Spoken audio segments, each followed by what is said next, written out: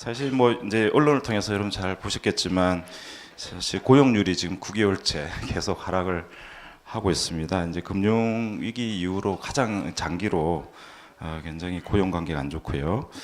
또 그런 반면에 또 오늘 발표 주제인 4차 산업 많은 이제 큰 변화가 혁명이라 부를 정도로 큰 변화가 있는데 이게 위기가 될지 또 새로운 어떤 도전이 될지 기회가 될지 그런 것입니다.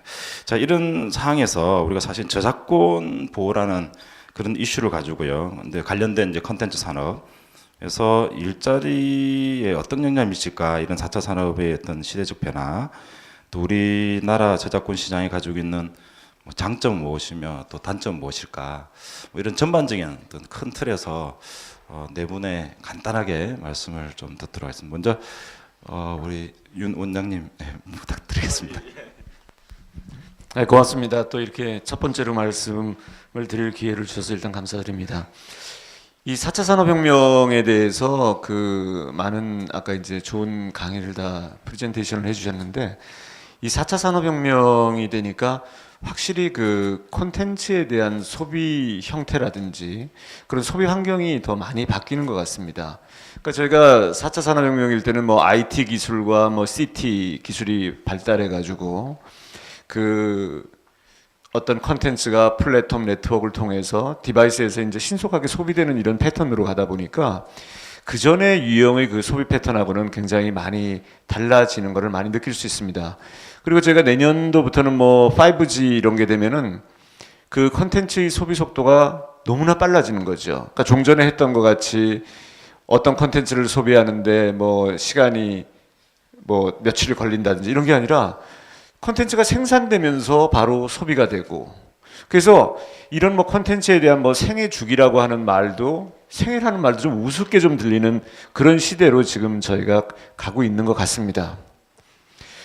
이 콘텐츠가 이렇게 중요하고 굉장히 창조적으로 이렇게 활용될 수 있는데, 그러면 그것을 하기 위해서는 정말로 저작권 보호가 굉장히 중요하다고 생각을 합니다. 왜냐하면 저작권 보호가 제대로 안 되는 경우에는 그런 콘텐츠를 누가 만들려고 하겠습니까? 그래서 오늘 이 저작권 보호 일자리 창출은 결국은 우리가 어떻게 콘텐츠 산업을 얼마나 더 활성화시킬 수 있느냐에 따라서 많이 좌우된다고 생각을 합니다. 제가 오기 전에 자료를 하나 찾아봤었는데, 이 여러분들 그 콘텐츠 산업의 부가가치 유발 계수라는 게 있습니다. 그러니까 제조업하고 콘텐츠 산업을 갖다 비교했을 때 같은 한 단위가 투자됐을 때 외부 효과를 통해서 얼마나 국민 경제에 큰 부가가치를 창출하는가를 보면은 이 콘텐츠 산업의 경우에는 한 0.8 정도가 되고요. 그 다음에 제조업 경우에는 0.4입니다. 그러니까 이 콘텐츠 분야에 투자를 하게 되면은 국가 경제 전체적으로도 그 부가가치가 제조업의 2배가 되는 거예요. 그러니까 경제 성장이라든지 경제 발전 속도를 굉장히 높일 수 있다라는 그런 생각이 들고요. 그리고 오늘 일자리 관련해서는 또 이 중요한 게 콘텐츠 산업이 이 고용 유발 기술이라고 하는 게 있는데, 이 콘텐츠 산업은 한 단위, 그러니까 투자됐을 때 12명의 일자리를 창출할 수 있다고 하면은 자동차는 6.8명, 반도체는 3.0. 이렇게 이제 그 일자리 창출 효과가 콘텐츠 분야에서 굉장히 많이 차이가 납니다. 근데 아까 그 말씀드렸으면 요새 이제 청년 실업률 이런 게 굉장히 높지 않습니까? 높은데, 근데 이 청년 29세 이하의 청년들이 이 콘텐츠 분야에 취업하고 있는 비율이 한 30%가 넘네요. 이게 이제 다른 업종에 비해서 청년들은 콘텐츠 분야에 다 근무하고 싶어 하고 거기에서 고용 효과가 굉장히 좋기 때문에 저희 한국경제가 당면하고 있는 이런 그 청년 실업이라든지 어떤 실업 문제를 해결하기 위해서는 이 콘텐츠 분야의 발전이 굉장히 필요하다. 그렇게 저희는 생각을 하고 있습니다. 저희가 이 저작권이라는 문제를 어떻게 바라볼 것인가 사실 이번 기회를 통해서 많이 좀 생각을 해봤습니다. 특히 이제 저희가 고민하는 것은 데이터를 통해서 뭐 여러 가지 컨텐츠도 만들어질 수 있고 그것들이 서비스 될 수 있는 그런 체계를 이제 저희가 만들어 가야 할 텐데, 그리고 이제 그걸 통해서 지금 뭐 실업의 문제들 아니면 뭐 경제 발전의 문제들 이런 것들을 고민해야 하는 이제 상황이 됐는데, 그럼 과연 이 보호와 활용이라는 측면으로 놓고 봤을 때 어떤 측면에 접근을 할 것인가, 과연 이제 이 두 가지 문제에 대해서 저희가 고민하지 않을 수 없을 것 같습니다. 뭐 이후에 또 얘기가 될 수 있을 것 같지만 개인정보에 대한 문제도 마찬가지인 것 같습니다. 그래서 저는 이제 이 4차 산업혁명 시대의 저작권 문제는 데이터 산업에서도 굉장히 중요한 문제라고 생각을 합니다. 그래서 이런 부분들이 잘 정리되어 있어야만 데이터의 재가공 문제도 그렇고 컨텐츠의 재활용 문제도 좀 정리가 될 수 있을 것 같고, 만약에 이제 이런 부분들이 조금 더 정리되어진다면 앞서도 여러분께서 말씀하셨지만 이 청년들이 데이터를 통해서 더 많은 컨텐츠를 만들어내고 이것들로 이제 더 양질의 일자리들을 만들어낼 수 있는 그런 시너지들이 좀 발휘가 됐으면 좋겠는데, 이게 그럼 과연 그 앞서 고 교수님께서도 말씀하신 인간의 창작물에만 한정할 것이냐, 아니면 우리가 만들어낸 기술들을 통한 이 창작물에 대한 저작권 문제는 어떻게 할 것이냐, 이런 것들에 대한 종합적인 좀 고민이 필요할 것 같고요. 그래서 우리나라의 저작권 시장에서도 지금 이제 그 장점이 이제 보호나 이런 부분들을 위한 여러 가지 장치들이 있지만, 혁명적인 변화의 시점에 좀 종합적인 그리고 다각도의 검토가 필요한 게 아닌가, 좀 그런 생각을 해보고요.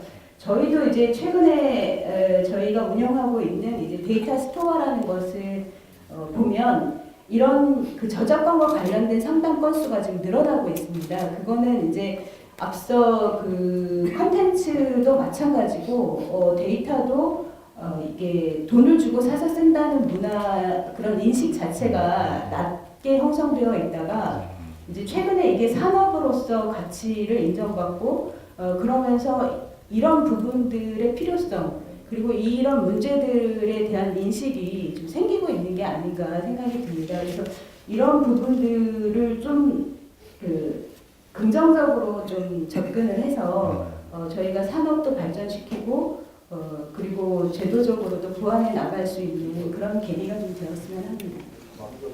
우리 전체 소프트웨어 산업 종사자는 작년도 통계로 36만 6천 명입니다. 그리고 작년도 소프트웨어 산업이 175조입니다. 전체 산업의 고용 창출 효과가 일반 제조업보다 1.7배입니다. 이런 상황에서 현재 한국은행이 작년도에 이제 발표한 건데요. 2018년부터 2022년까지 앞으로 이 소프트웨어 저작권 분야에 있어서의 소프트웨어 산업 분야에 있어서의 수급 전망은 수요는 한 5만 명인데 공급은 한 2만 5천 명입니다. 3만 명 정도가 더 필요합니다. 그렇기 때문에 이 분야의 일자리가 굉장히 앞으로 늘어날 것이고 크다 이렇게 판단할 수가 있습니다. 실질적으로 우리나라도 앞서 윤 원장님께서 많이 말씀하셨습니다만 소프트웨어 저작권을 비롯한 저작권에 대한 여러 가지 정책적인 노력 또 호소 이런 것들을 통해서 소프트웨어 불법 복제율도 32%까지 낮아졌습니다. 물론 세계 평균은 37%고요. 강국이라고 할 수 있는 미국과 일본은 15%, 16%입니다. 우리가 한 2배 정도 높습니다. 물론 중국은 지금 전 세계의 공장이라고 하는 중국은 66%로 우리의 어떤 2배를 넘고 있죠. 그렇기 때문에 이렇게 우리도 불과 한 10여 년 만에 이렇게 수치를 낮췄습니다만 우리가 불법 복제율을 10% 낮추게 되면 1조 7천억 원의 경제적인 효과뿐만 아니라 1만여 개의 신규 일자리도 창출할 수 있습니다. 그래서 이 올바른 소프트웨어 환경 조성이 매우 필요합니다. 나중에 또 말씀드리겠습니다만 참고로 이런 불법 복제를 통해서 경제적 효과를 거두는 것뿐만 아니라 사실은 우리가 이제 사이버 보안이라든지 여러 가지 보안에 대한 대응도 가능하고 앞으로 이러한 불법 차단 장치나 기술, 검색 프로그램 이런 것들을 동남아 제3국에 우리가 얼마든지 수출할 수 있습니다. 그만큼 우리가 발전된 IT 기술이라든지 이러한 저작권 보호 시스템 체계 이런 것들을 선진화시켜온 만큼 이것들을 통해서 우리 자체의 컨텐츠를 해외에 잘 또 전파할 수 있고 우리 어떤 일자리들을 만들어내고 경제 성장에도 기여할 수 있지 않나 생각이 듭니다. 그런 점에서 필요하다고 생각되고 간단하게 장점은 아까 말씀드린 것처럼 역시 정부의 여전히 정품 소프트웨어 사용에 관련 정책 의지는 매우 높다 이렇게 저희도 평가하고 있습니다. 그래서 중견 기업이나 대기업들은 이미 상당 부분 이러한 정품 소프트웨어 사용에 대한 인식이 많이 확산되어 있고 관리 시스템도 많이 이루어졌다고 생각됩니다. 그럼 문제는 중소기업이나 소상공인이나 또 새롭게 기업 활동을 시작한 스타트업 이런 쪽에 소프트웨어 저작권 인식은 매우 부족하지 않나 생각됩니다. 특히 이런 새롭게 시작하는 기업들이 또 중소기업들이 고가 소프트웨어 특히 이제 요새 설계라든지 이런 것들을 하는 소프트웨어가 굉장히 고가입니다. 이런 고가 소프트웨어를 불법 복제해서 쓸 경우에 또 단속이 되고 적발이 됐을 경우에 회사의 존망을 가는 중대 리스크로 또 직결되기도 합니다.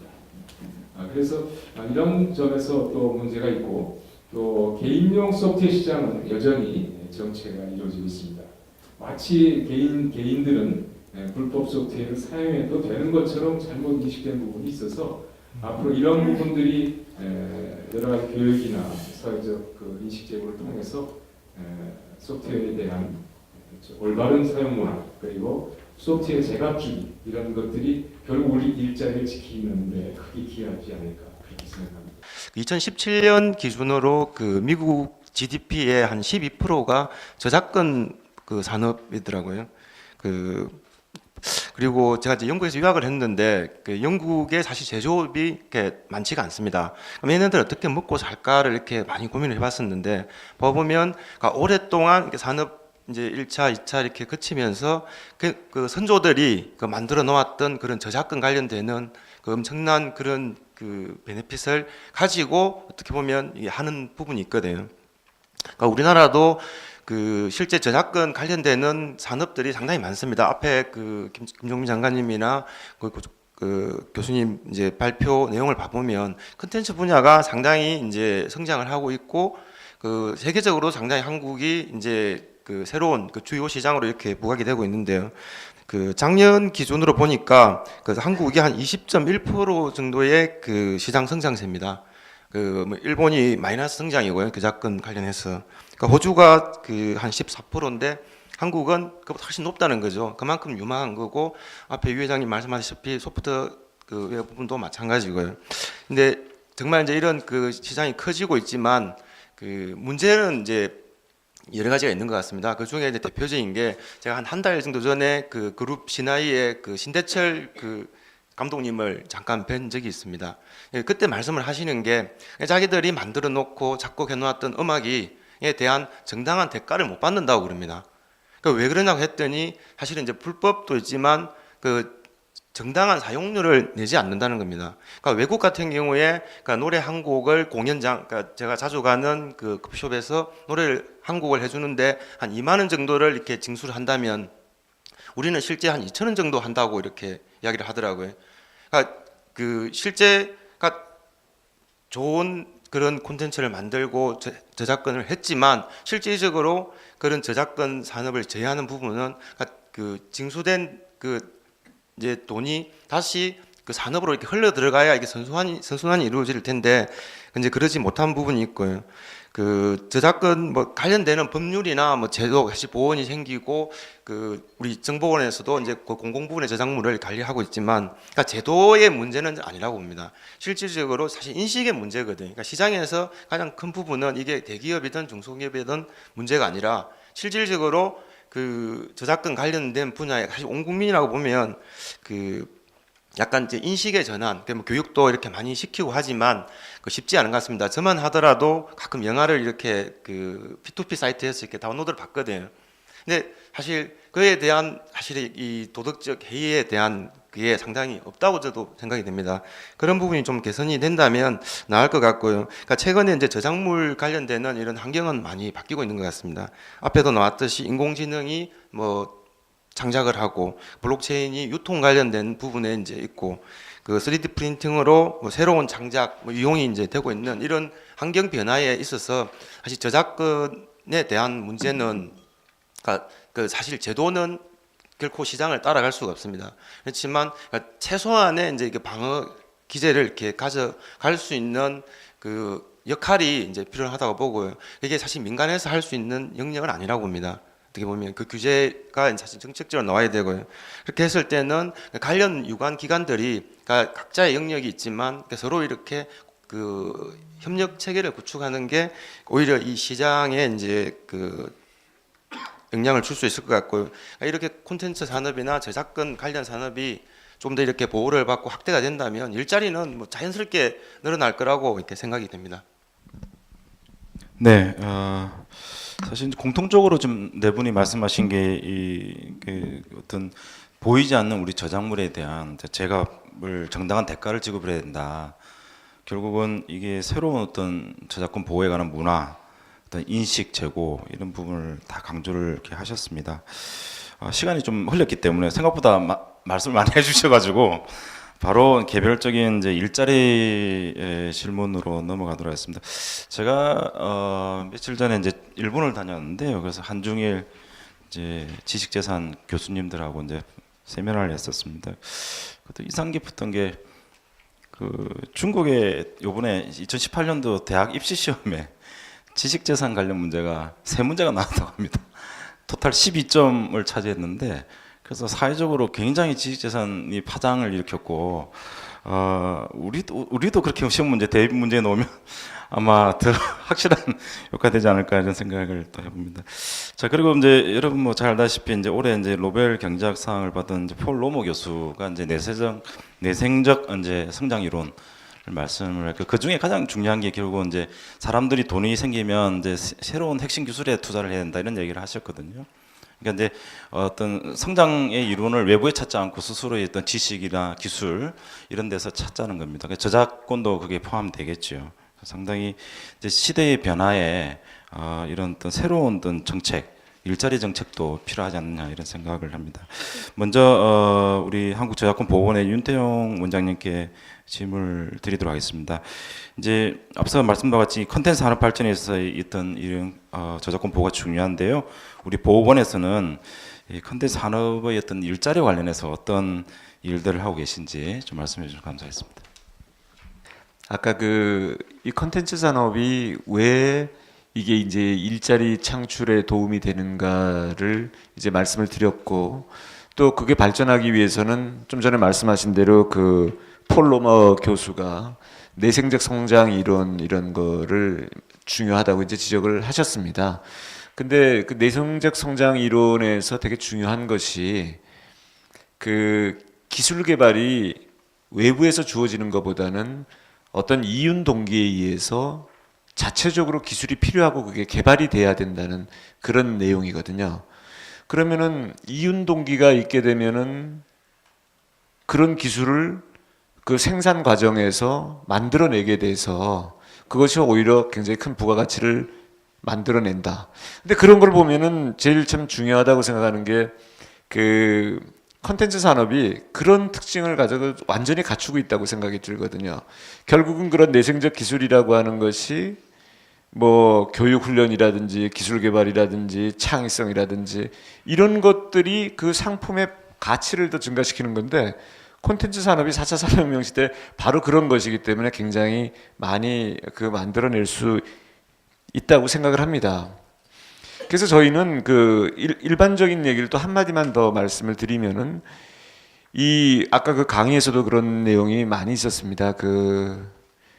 이 문화라고 하는 게 제대로 콘텐츠를 생산해서 경제 성장에 기여를 하려 그러면은 이게 산업화가 돼야 되는데 아까 보다시피 4x10 해서 10인 미만 10억 매출 뭐 이렇게 해가지고 언제 우리가 거기서 그 일자리를 많이 만들어낼 수가 있겠습니까? 그리고 그 사람들이 불안해서 어떻게 좋은 콘텐츠를 만들어낼 수가 있겠습니까?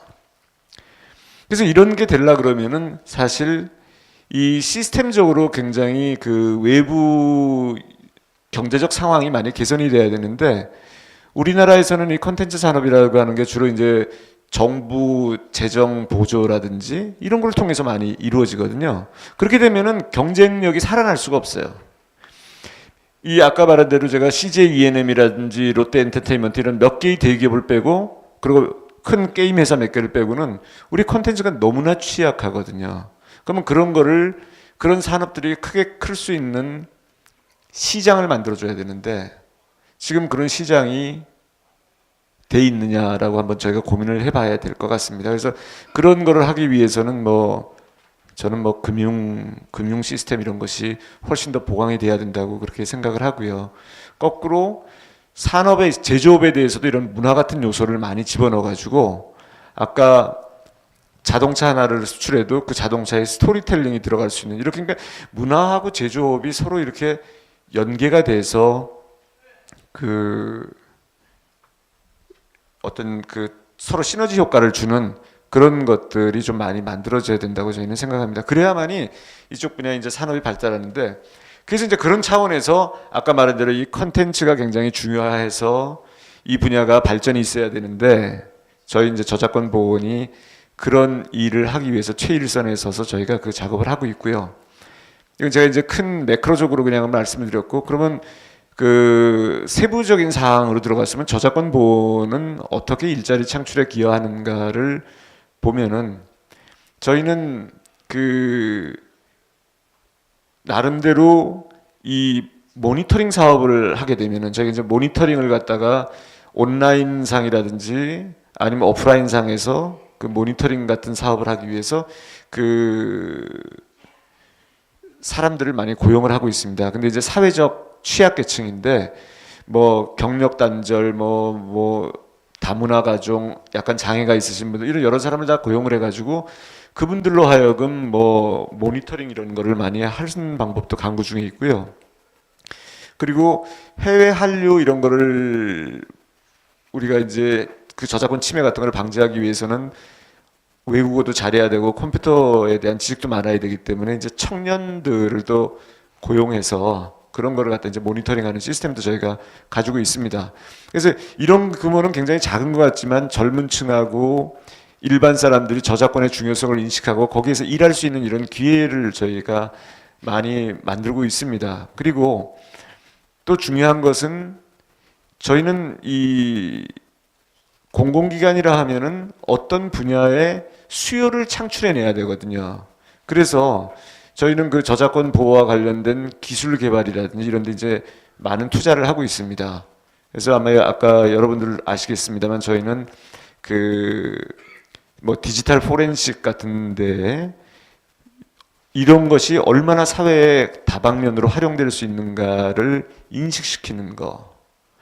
그래서 이것이 활용됨으로써 또 많은 기술 개발이 이루어지도록 하는 이런 기술 연구 개발 사업도 하는 등 하여간 어떻게 보면은 작아 보이지만 전체적으로 굉장히 그 파급 효과를 높일 수 있는 그런 사업들을 저희는 진행을 하고 있습니다. 네, 고맙습니다. 보훈이 상당히 많은 일을 하고 있는 것으로 말씀해 주셨고요. 역시 이제 우리가 이제 지금 융합의 시대, 제조와 컨텐츠를 결합하는 융합의 시대에 있어서 어떤 창작의 동인을 주는 것은 결국 만든 것을 잘 보호해 주는 것, 이윤을 또 그들에게 대가를 지급해 주는 게 상당히 중요하다 또 말씀을 하셨습니다. 자, 그러면 민기영 원장님께 지금 이제 한국 데이터 진흥원에서 하는 일자리와 관련된 일들을 좀 질문을 드릴 텐데요. 사실 제가 이제 이번 일본 가서 크게 좀 깨달은 게 하나 있어요. 저도 이제 인공지능 창작물 보호에 관한 논문도 쓰고 빅데이터 얘기도 논문도 썼습니다만 학자들은 이제 이런 논문에서 머물고 있고 정책 기반자들은 법을 만드는데 이건 법을 만드는 게 너무 어렵고요. 시간이 많이 걸리고 일본 사람들은 최근에 이제 몇 달도 채 안 됐습니다. 산업계에서 요구해서 경제산업성에서 400페이지짜리 데이터 거래에 관한 가이드라인을 만들어 버렸어요. 그래서 그걸 보면서 야, 역시 일본 사람들 우리보다 전략적이고 빠르고 산업계에서 원하는 걸 바로바로 만들어서 이렇게 데이터 거래를 할 수 있도록 하고 있구나. 그래서 우리도 빨리 이런 조치를 해야겠다는 생각을 해봤습니다. 그래서 아마 빅데이터를 이제 거래하고 아까 활용 좀 말씀하셨는데 여러 가지 장애 요소들이 많은 걸로 알고 있습니다. 거기에 대해서 좀 말씀해 주시면 감사하겠습니다. 여러 가지 그 4차 산업혁명과 관련돼서 이제 뭐 위기와 기회 뭐 두 가지 측면에 접해 있다 이런 말씀들을 많이 하십니다. 그리고 저희가 이제 여태까지 IT 강국이었지만 과연 그런 인프라들을 얼마나 잘 활용하고 있는가에 대한 문제 제기도 많이 있고요. 그래서 이제 정부에서 지금 이제 4차 산업혁명과 관련돼서 이제 혁신 성장 아이템으로 이제 데이터 경제를 이제 최근에 선정을 해서 내년부터 이제 대규모 예산을 투입을 하고 데이터를 실제적으로 이제 잘 쓰게 하기 위한 이런 기반들을 만드는 일들을 이제 지금 저희가 좀 추진을 하고 있는데요. 데이터 거래와 관련된 문제는 사실 이제 그런 기반이 어느 정도 성숙되어졌을 때 가능한 문제라고 생각을 합니다. 그래서 저희가 내년에는 그런 그 실제적으로 데이터를 끄집어내서 실제 활용할 수 있게 하고 그걸 비즈니스로 연결할 수 있게 하는 그런 부분들을 이제 지원을 합니다. 그래서 데이터 뭐 구매나 가공 바우처 같은 것들을 통해서 실제적으로 활용할 수 있는 그런 측면들을 지원을 하고요. 또 하나 이제 개인 정보를 활용할 수 있도록 하는 그런 부분. 실제 이제 저희가 알고 있는 대부분 75%의 데이터가 개인과 관련된 데이터들입니다. 그래서 이제 이런 부분들의 데이터들을 활용할 수 있게 하는 부분들도 이제 사업화 하는데 문제는 뭐냐면 이렇게 데이터들이 만들어지고 서비스화 될 때 그럼 과연 이런 데이터들이 어떻게 거래되어지게 할 것이냐. 이게 사실 이제 저작권 문제와도 관련이 있고 아까 스마트 카 얘기도 하셨지만 우리가 또 스마트 시티에 대한 문제들도 굉장히 많이 지금 논의가 되고 있습니다. 뭐 저희 나라도 이미 이제 세종시와 부산시가 스마트 시티 시범 도시로 선정이 돼서 마스터 플랜을 수립해가지고 지금 이제 준비를 해서 2022년까지 지금 이제 완공이 되는 그런 형태로 지금 이제 진행을 하고 있는데 세계 각국에서도 이미 이제 그런 부분들을 고민을 하고 있습니다. 뭐 싱가포르 같은 경우는 잘 아시는 것처럼 도시 전체를 디지털로 트윈 도시를 만들어서 뭐 미래의 문제뿐만 아니라 현재의 문제를 해결하기 위한 그런 도구로 지금 활용을 하고 있는데 이런 모든 것들이 이제 그 베이스에 사실 저는 거래소가 있다고 생각이 듭니다. 앞서 이제 교수님께서도 인간이 일을 안 해도 부가가치를 창출하고 경제적인 소득을 얻을 수 있는 세상이 될 거라고 말씀을 하셨는데 그 기반에는 인간은 데이터를 제공하고 데이터를 생산하는 역할을 하는 것으로 바뀌지 않을까 그런 생각을 해봅니다. 그래서 뭐 중국이나 뭐 미국이나 여러 지금 선진국들에서는 이미 뭐 미국 같은 경우에는 데이터 브로커라는 산업이 있을 정도고 그다음에 중국 같은 경우에서는 이제 국가에서 정책적으로 이 데이터 거래소를 지금 이제 활성화시키려는 노력을 하고 있고 모든 그런 규제나 제도 측면에서도 뭐 지원을 해주고 있는 이런 상황입니다. 근데 이제 저희가 여러 가지 그런 부분들까지 이렇게 한 번에 다 나가기는 지금 어려운 상황입니다. 그래서 내년에 저희가 데이터를 대량으로 활용할 수 있게 하고 그걸 통해서 가치를 창출하는 고민과 함께 이 거래 기반을 만들어가는 연구를 같이 좀 진행할 생각입니다. 그래서 거기에는 사실 이제 그 시스템적인 플랫폼도 중요하지만 제도적인 것들이 굉장히 중요하다고 생각을 합니다. 그 한 축에 이제 저작권 문제나 가치에 대한 문제가 중요한 문제일 것으로 생각이 돼서 그런 부분들을 좀 집중적으로 좀 연구를 해 나갈 생각이고요. 또 여기 계신 많은 기관들이 힘을 합쳐서 할 수 있는 부분들이 있다면 협력해 나가야 한다고 생각을 합니다. 네, 고맙습니다. 데이터 경제라고 말씀하셨는데 정말 이걸 전 세계가 이 데이터 활용을 가지고 굉장히 고민을 하고 있는데 우리는 이게 법제도가 아직 그걸 뒷받침 못해주는 그런 좀 한계가 있는 것 같습니다. 뭐 좀 내년도에는 우리 그 민 원장님의 어떤 그 활약을 좀 기대해 보겠습니다. 자, 다음은 유병환 회장님께 사실 우리가 소프트웨어 강국이라고 이제 매번 정부에서 발표를 하고 있습니다만 제가 보기에는 아직 강국은 아닌 것 같고 정말 이 협회의 역할이 굉장히 중요할 것 같습니다.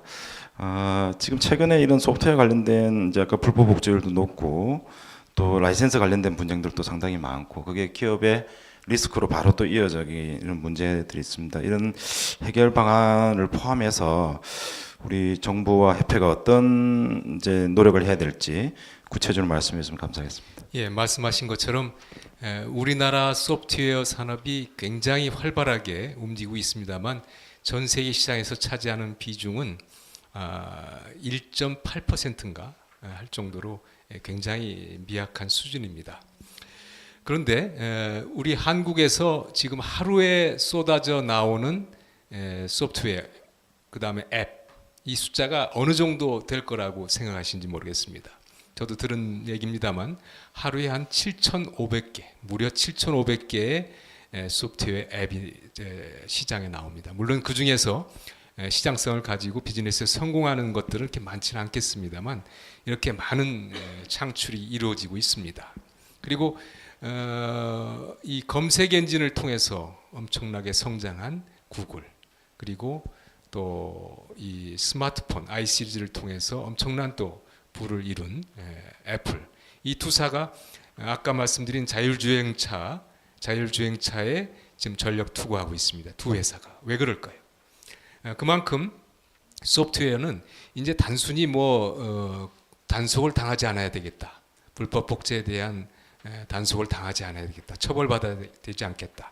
이런 단순 방어적 개념이 아니라 새로운 제품과 서비스를 창출하기 위한 필수 요소가 되고 있기 때문이라고 생각합니다.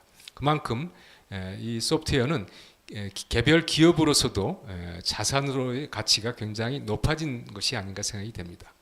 대부분의 글로벌 기업들이 IT 기업에서 이제 소프트 기업이라고 자신들이 스스로 천명하고 있는 실정이지 않습니까?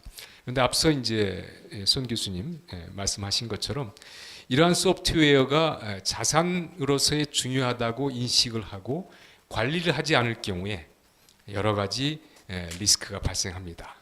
라이선스 조건 위반이 이루어집니다. 그리고 라이선스를 받은 증거가 또 사라지고 또 라이선스 없이 사용은 가능합니다만 이로 인해서 회사 대표가 처벌되기도 하고 또 기업의 전망을 가를 정도로 많은 손해배상액을 또 물어내야 될 그런 상황입니다. 더군다나 최근에 일부 언론에 나왔지만 중국 같은 경우에 세계 공장으로 많은 제품들을 전 세계에 수출하는데 거기에 사실인지는 모르겠습니다만 스파이웨어를 심어서 그 기업에 그걸 수입하는 기업에 사용하는 기업의 정보들을 다 빼내갑니다. 그럴 경우에 이제 회사의 어떤 그 보안이라든지 기업 이익을 유지할 수가 없겠죠. 거기다가 이런 민간 기업뿐만 아니라 2012년도에 국방부와 다국적 소프트웨어 기업 간에 2천억 대의 소송도 일어났고요. 최근도 그런 케이스가 있습니다. 그리고 인천교육청 폰트를 잘못 써가지고 법원에서 100만 원을 또 변상을 해주는 일이 생겼습니다. 그리고 전북 지역의 민간 어린이집 350곳을 대상으로 또 역시 법인에서 무차별적으로 내용 증명을 보내서 피해를 입은 그런 사연이 생깁니다. 이렇게 공공기관 또 민간 할 거 없이 이 소프트웨어 자산을 제대로 관리하지 않을 경우에 많은 피해가 따릅니다. 이 이제 정신을 보면 미국의 최근에 이제 그 UCA라고 부정 경쟁 방지법이 있습니다.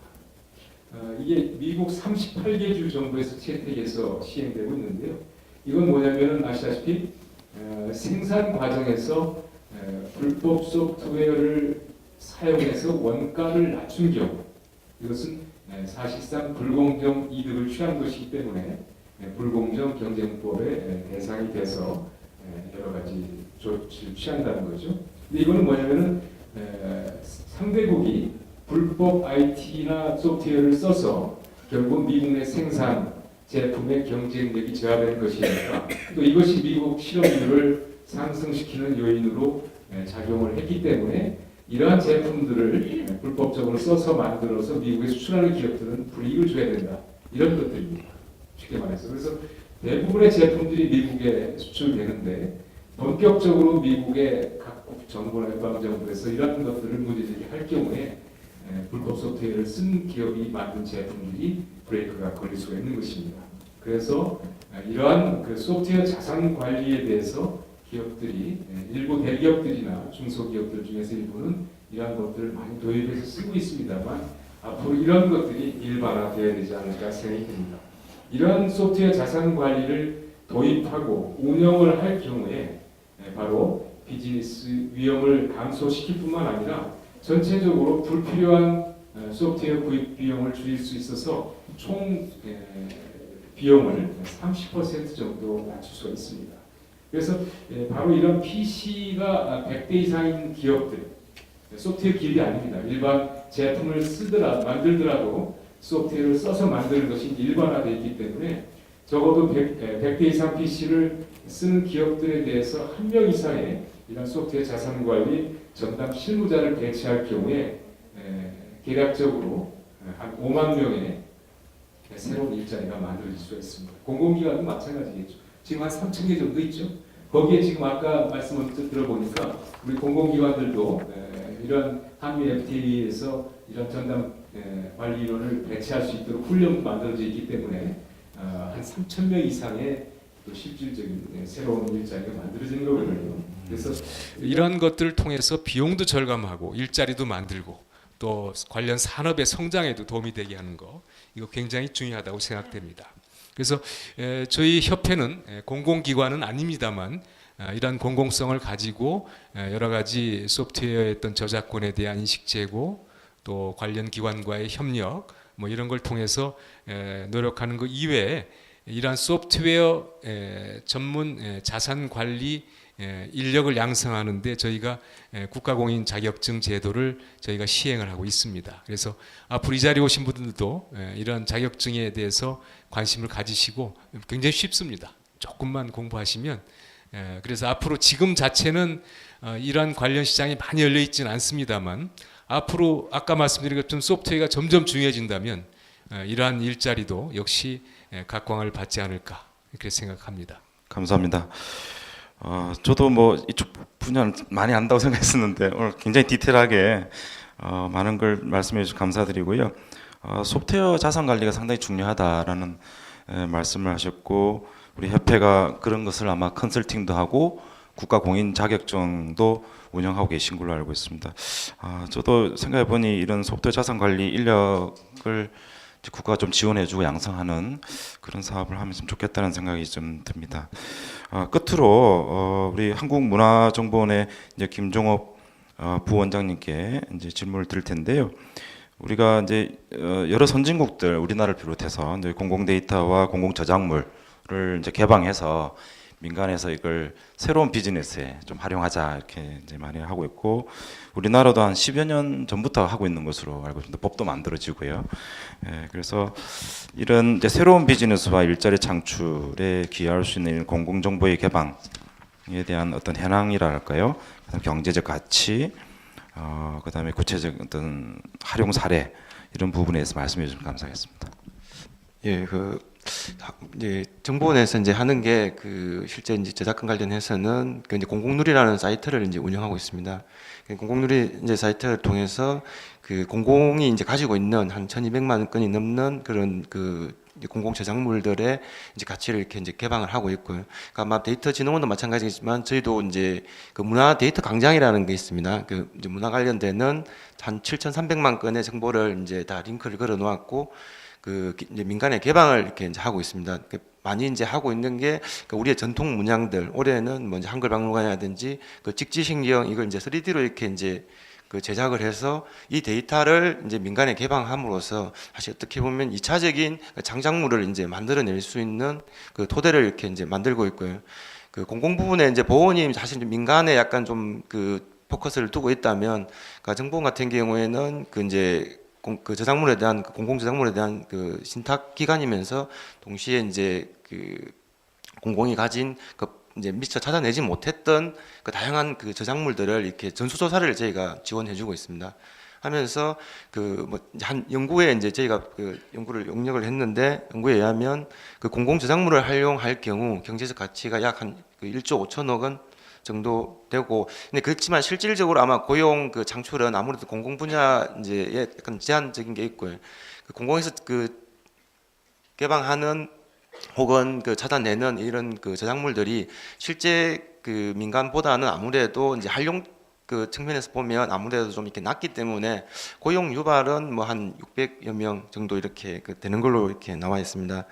그리고 이제 정부에서 하고 있는 이제 하려고 이제 하는 게 그 앞에도 이제 말씀드렸다시피 그 블록체인을 활용해서 이제 새로운 유통망을 한번 만들어 보자는 게 이제 원장님의 그 이제 생각이시고요. 그래서 좀 찾아내 보자 해보니까 실제 이제 그 혹시 외국을 가보시고 하면 그 길거리 버스킹을 이렇게 하는 걸 아마 보셨을 겁니다. 그러니까 했을 때 실제 우리나라 같은 경우에는 이렇게 뭐 길거리에서 연주를 하고 있으면 실제 그 돈을 잘 주질 않습니다. 근데 그 길거리에서 이렇게 하다가 새로운 창작자가 나오고 그 새로운 저작권을 만들어낼 수 있는 그 여건이 있으면서도 이게 이제 지원이 안 되는 거거든요. 할 수 있는 게 이제 그 우리가 만들고 있는 그 엔티켓이라는 게 있습니다. 엔티켓을 통해서 그러니까 블록체인 기반에 해놓으면 공연자가 이렇게 등록을 하고 보고 싶은 사람은 거기 찾아서 자기가 그 블록체인을 통해서 이제 거래를 할 수가 있다는 겁니다. 이런 부분이 있고, 그 실제 또 많은 그 작은 영세한 그 창작자나 공연 기획자들이 공연할 이제 할 때 실제 이제 수익률이 되게 낮은 편입니다. 반면에 뭐 인터파크라든지 티켓 링크에 이제 티켓을 이렇게 이제 맡기면 보통 한 수수료가 7%, 많은 경우는 30%까지 이렇게 되는 경우가 있습니다. 이제 우리 같은 경우에는 그 공공기관이다 보니까 무료로 이렇게 공연을 올려주고 홍보도 해주고 뭐 이렇게 하면서 이제 실제 그 민간, 그러니까 공공뿐이 아니라 민간에서 이제 그 민간의 그 시장을 침해하지 않는 범위 내에서 그 지원해주는 이런 그 사업들을 지금 이제 하고 있고, 이를 통해서 이제 실제 그 아까 원장님도 말씀드렸다시피 그 뭐 롯데라든지 CJ 혹은 뭐 그 JYP 뭐 이런 그 대규모 뭐 기획사라든지 이렇게 배급사들이 이제 할 수 없는 그런 부분에 이제 지원을 하면서 동시에 이제 일자리도 이제 만들어낼 수 있다라고 이렇게 생각하고 있습니다. 제29회 저작권 열린 포럼 그 좋은 토론을 해주신 네 분, 우리 윤태용 원장님, 민경 원장님, 유병환 회장님, 김종옥 부회장님께 다시 한번 큰 박수 좀 부탁드리겠습니다.